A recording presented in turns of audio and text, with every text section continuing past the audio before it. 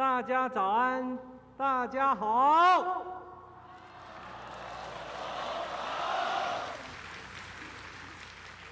大家早早，大家好。大家安坐，大家好。萨利嘎嘎马布隆奈好。 马英九总统在上映过后提办嘅国庆庆典上，分别用华语、河洛话、客话，还有原住民话向民众问好，凸显台湾係多元文化嘅國家。行到一步冇簡單，就算到一下還係當從嘅一條路。當時叫山地同胞，或者是人家民間說我們是環納山地人這樣的一個稱呼。 有一些老師會講說，你媽媽是買來的、因為他些媽媽他們在那個聯絡簿不會寫嘛。我覺得多元化意識在台灣來講的話，還是相當的有待發展。第一個，它是需要一種真正對於人權的落實的尊重。台灣原住民別爭取尊重老平等。早到1984年，接到邱正快嘅提拔嘅原住民自命運動，也被客家運動作為信念。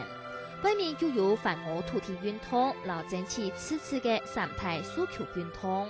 可能就是因為他人數少，那有急迫感，所以壓力會比較大。那朝野的立委就攜手合作的空間就比較大了。 為鼓勵少數族群嘅發展，多元文化也實在是在1997年時加入為憲法增修條文第10條嘅第11項內。在第12項當中，還可寫到國家應該照民族意願，保障原住民族嘅地位，還有政治參與嘅權利。在傳播媒體運用權方面，國家傳播政策雖然冇像美國 FCC 有一隻直接法令來保障弱勢族群。 我從港天法當中還係做得看到，國家有義務去保障一條弱勢族群一條嘅發聲管道。在廣電法第8條它有提到電台的分配應該要注意那個地區的平衡發展。然後呢，也在廣電法比如18條也提到說，政府如果在必要的時候可以指定有一些指定用途的電台。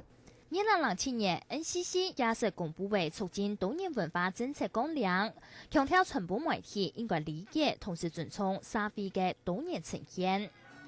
而在國家政策面，還可確實做到客家嘅多元訴求。行政院校委會也核心原住民基本法提出的客家基本法草案。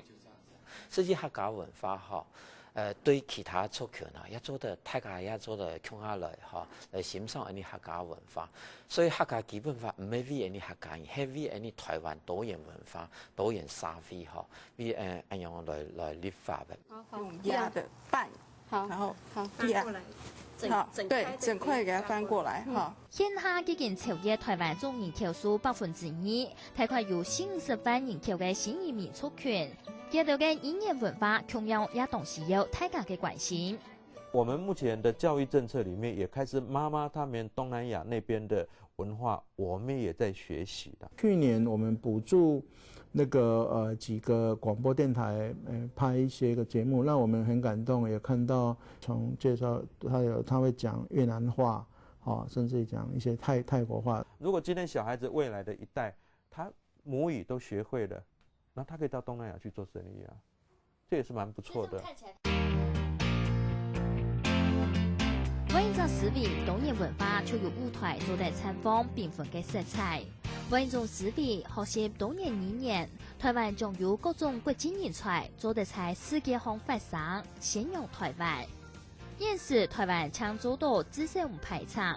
三號來按用為節期嘅總結在體制內做得確實執行，本台灣嘅多元文化真實態度、認識、傾聽，還有欣賞嘅境界，還有太神在台灣也對土地上嘅大家人民，還加用心嘅強下來打拼。